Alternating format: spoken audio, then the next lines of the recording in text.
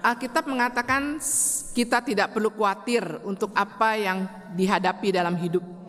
Burung dipelihara.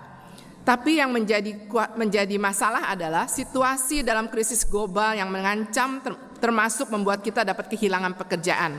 Bagaimana mungkin kita tidak khawatir? Terlebih lagi dalam Kejadian 41 diceritakan ada 7 lembu gemuk menceritakan kemakmuran sebanyak 7 tahun dan menabung, dan 7 lembu kurus. Pertanyaannya adalah di mana kita harus berhemat dan bagaimana menghadapi masa-masa penuh kesukaran? Bukankah sebaiknya kita harus mengumpulkan bekal dan uang sebanyak-banyaknya? Apa yang harus kita lakukan? Itu sama sekali tidak konflik. Ya, sebenarnya 7 tahun yang makmur, lalu disusul dengan 7 tahun yang lapar.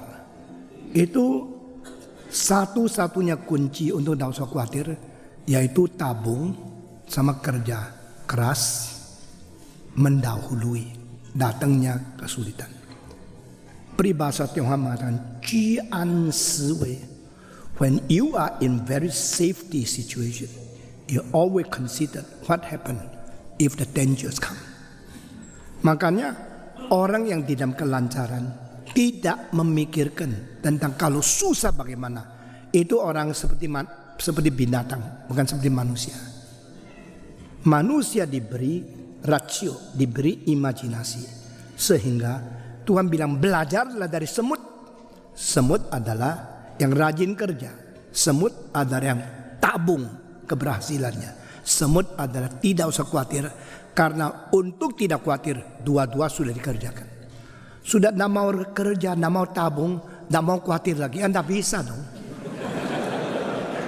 Ya, jadi seluruh Mesir hindar daripada itu tsunami ekonomi, karena ada satu orang yang takut sama Tuhan, bijaksana, dapat wahyu dari Tuhan, laksanakan. Dan waktu dia terima semua pajak itu 20%, itu dia simpan, dan akhirnya menjadi begitu besar, bisa lewat 7 tahun. Singapura yang begitu hebat baru mengatakan semua cadangan mereka keluarkan bisa tahan cuma 4 tahun. Tapi Alkitab mengatakan bisa 7 tahun. Dan kita perlu orang seperti Yusuf. Kita perlu banyak orang pintar dan orang keluar uang, tapi yang banyak orang takut Tuhan untuk mengawasi dan memimpin kerohanian seluruh negara, itu lebih perlu. Jadi saya percaya tetap dah suka. Kedua, you bilang kalau saya di PHK saya kerja apa? Kenapa you cuma bisa kerja satu sih? Saya kalau umpama andai kata jikalau di PHK jadi pendeta, tidak apa-apa. Saya bisa jadi arsitek, saya bisa jadi komponis, saya bisa jadi konduktor, saya bisa jadi pelukis, saya bisa jadi sastrawan. Dari kecil belajar banyak sehingga khawatir datang diusir. Apapun nama belajar, cuma bisa cuci baju ya khawatir di pihak. Jadi itu salahmu sendiri. Anakmu ya jangan memanja mereka. Biar mereka kalau bisa berat belajar berat, bisa capek-capek. Sehingga besok makin mudah, makin capek, makin susah.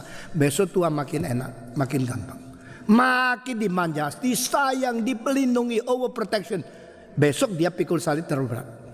Anak kecil kalau tidur itu di kamar luar sini, baby sleep here, do not disturb, be silent please. Besok anak itu besar, dengar anjing kentut langsung sakit jantung. Ya, salah sendiri dong. Ya, saya dilahirkan di dalam suara meriam, peperangan Jepang.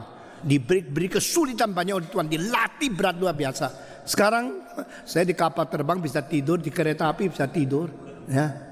Satu kali saya foto, ada seorang misioner mengatakan, ada yang duduk di atas tanah. Ada orang tak senang karena dia berdiri gagal kok suruh duduk anda. Misioner mengatakan, orang yang duduk di lantai tidak bisa jatuh. Mau jatuh kemana lagi, sudah paling rendah kok. Jadi rohani, iman, pengetahuan setinggi mungkin, hidup materi serendah mungkin. Itu orang bahagia. Semua 1, 2, 3. Rohani, iman, pengetahuan setinggi mungkin. Hidup sederhana, materi serendah mungkin. Seumur hidup bahagia. Belajar dari saya, karena saya belajar dari Kristus. Dia turun dari tempat paling tinggi, tapi lahirnya di palungan, matinya di kayu salib. Nggak mungkin orang mengganggu dia. Dia terus stabil. Amin. Jangan amin toh ya, lakukan.